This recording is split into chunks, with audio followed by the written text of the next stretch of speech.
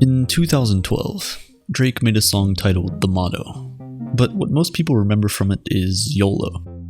YOLO tells you to live in the moment, enjoy life you have today, and not worry too much about tomorrow. Because at the end of the day, you only live once. While Drake certainly popularized the motto, he wasn't the first to use the phrase, and he certainly wasn't the first to come up with the idea of enjoying the pleasures of today without worrying about tomorrow. This idea has been around since the 4th century BC, as what philosophers call hedonism, a school of thought that was created by Aristippus of Cyrene, a student of Socrates. Hedonism is the idea that the end goal of all of our actions in life is to 1. Pursue pleasure, and 2. Avoid pain. Aristippus believed that the only good cause worth pursuing was one that will ultimately bring you pleasure. In today's society, we're taught that the way to succeed is to suffer today so you can enjoy tomorrow, to save for the rainy day. Once we get out of college, we're encouraged to find a job and work hard at a 9-to-5 for many years, live modestly, and save as much as possible so we can enjoy our retirement 50 years later. Aristippus didn't believe in any of that. He didn't believe in the idea of delayed gratification, and he always advocated for people to simply get pleasure from what is present and available. He was completely against the idea of suffering in the present in order to get something that only might be pleasurable in the future. So instead of telling students in college to study hard for their exams so they can land a good job after school, for example, Aristippus would encourage them to fraternize, drink, and party lavishly, because these are the pleasures that are readily available to them. On the one hand, you can see him as stupid and lacking foresight. After all, if you squander everything you have on the pleasures of today, you'll quickly run out of resources, and all of that pleasure will turn to pain. From people losing everything they had because of an addiction, to people living in poverty as a result of their own laziness, we've seen the results of solely focusing on the present pleasures. But on the other hand, there's some wisdom to this school of thought, because truly, tomorrow isn't promised to any one of us. What's the point in working hard at a 9-to-5 for 50 years, ignoring all of the pleasures of the time, only to die a few years before retirement? And let's say you do make it to retirement. The sad reality is that 1 in 4 people will have a disability by the age of 60, and the older you get, the chances of that happening increase drastically.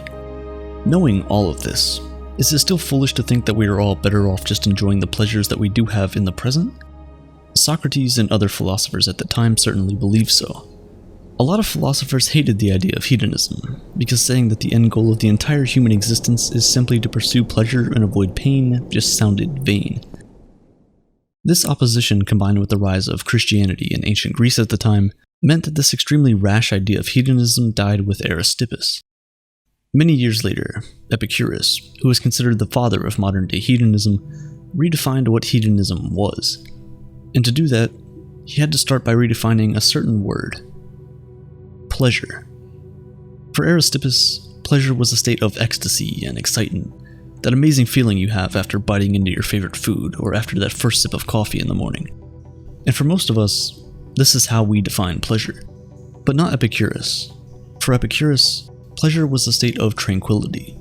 Instead of encouraging people to indulge themselves in constant gratification, Epicurus believed that the true meaning of pleasure was to kill the fear of both death and God, because only then would you truly be able to fully enjoy what this life has to offer. While Aristippus simply encouraged people to pursue pleasure, Epicurus believed that all human beings do everything to gain pleasure and absorb pain. He didn't encourage it, because according to him, that was our natural state anyway. To defend this point, Epicurus asks everyone to look at how babies view the world around them. They don't really understand how the world works yet, but they do understand 2 things: when something feels good, and when something feels bad. When something feels good, the baby is joyful and happy. When something feels bad, the baby cries because it wants that pain to stop, and it wants to return to said pleasurable state. I'm sure at this point you're wondering, if we're all solely pursuing pleasure, then what about selfless acts? Acts that are done solely because they are virtuous or valuable for other people and not ourselves. How do we describe those? Well, in hedonistic ideas, it's simply because those things make people feel heroic, which ends up being processed in your brain as a pleasurable feeling. So, at the core, it is still pleasure they're chasing, just not the kind we might be thinking about. According to hedonistic teachings, there are 2 types of pleasure. There's moving pleasure and there's static pleasure. Moving pleasure is when you're in the process of satisfying a desire. When you're hungry, you eat. When you're thirsty, you have a drink. When you need a timeout, you take a nap. Static pleasure is the tranquility you feel once you're done satisfying those needs. At this point, the adrenaline has finished coursing through your veins and you're left with a sweet feeling of satisfaction. In that moment, you feel a sense of tranquility and you keep feeling it until it is sadly replaced by pain. Because according to Epicurus, there is no in-between. The absence of pain is pleasure, and vice versa. But even with this more modest way of explaining hedonism, a lot of people still disagree and even frown at the idea. And this is because of one thing: the idea that pleasure is the only source of intrinsic value. Think about it for a second. If pleasure is the only intrinsic value, then what do we make of things like finding meaning in life, achieving great things, building and maintaining long-lasting relationships, becoming a legend in a particular field, or even something as simple as living religiously or upholding a set of moral beliefs that we hold dear to our hearts? Hedonists might try to argue that all of those things do not hold any value themselves, and that they're only valuable because we get pleasure from them. But something like upholding religious beliefs isn't always pleasurable. In fact, most times it restricts the kind of pleasure you can get. But still, it gives people a sense of fulfillment that for them is better than the pleasure they're forsaking. If self-pleasure alone is the aim of human existence, then people who benefit from the wrong that happens in our society will never fight against it. People would never fight for the common good when it might affect them negatively. But yet, every day, we see people put their own desires on the side to help other people. People get excommunicated from their families, rejected by those they love because they chose to speak up and fight for what's right, even if the issues don't affect them directly. If we're all chasing our own pleasures, that would never happen. We'll all be too busy enjoying our broken society because it benefits us and not worrying about trying to change it for someone else. Another huge stumbling block that hedonists face when trying to argue their beliefs is the worth of reality. If pleasure is the ultimate goal, then it shouldn't matter whether that pleasure is real or imagined, right? If we say that people always intrinsically pursue things that are pleasurable, then if there is an option for unlimited pleasure, they should never choose anything else, right? To answer these questions, Robert Nozick created a thought experiment, giving people two options. He asked them to choose between being plugged into a pleasure-giving machine for the rest of their lives and living their current reality with the pain that exists in our world. People always picked this reality, because in the end, living a life that's not real is pointless and meaningless. And even with the option of the most pleasurable thing in the world, people would rather have pain that's real, whatever real means. As I've said previously, the best memories are the ones you remember with both pleasure and pain.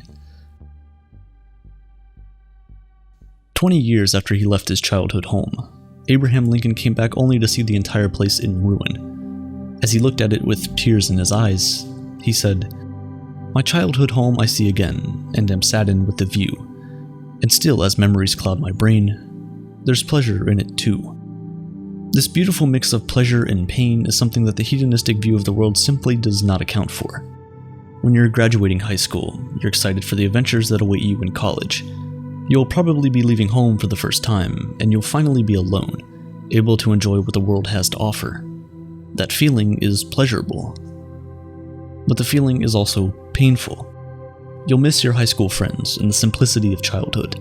You'll miss your parents, your siblings, and the community that you grew up in.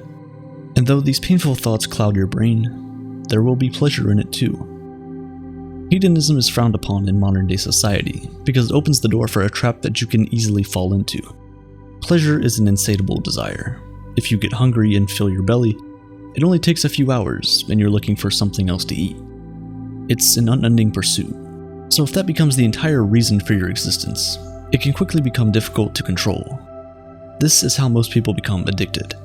It starts out as just a fleeting pleasure, and before you know it, the reason you're doing those things stops being the pursuit of pleasure and starts being an unquenchable and uncontrollable thirst for those things. A trap that's very difficult to come out of, one that many people get stuck in for the rest of their lives. But this isn't to say that we can't learn some things from hedonistic principles, because as much as we might not like to think about it, it's true that tomorrow is not promised. So we might as well make the best of today. Things like making a conscious decision to enjoy the little everyday pleasures can help us lead a happier life. If your car breaks down and you have to walk to school, don't be in haste. Embrace the journey. Walk with a friend, make jokes with them, and always leave each other on a good note. Craving a cup of coffee? Head out to your favorite coffee shop and order your favorite drink. You've earned it. You don't have to wait until you're retired before you can start reaping the fruit of your labor. Take those vacation days. The promotion can wait a few more months. Stay on that call with your friends for an extra hour. Missing an hour of study probably won't make you fail. Because even if seeking pleasure might not be the ultimate goal of human existence, it's certainly a worthwhile pursuit.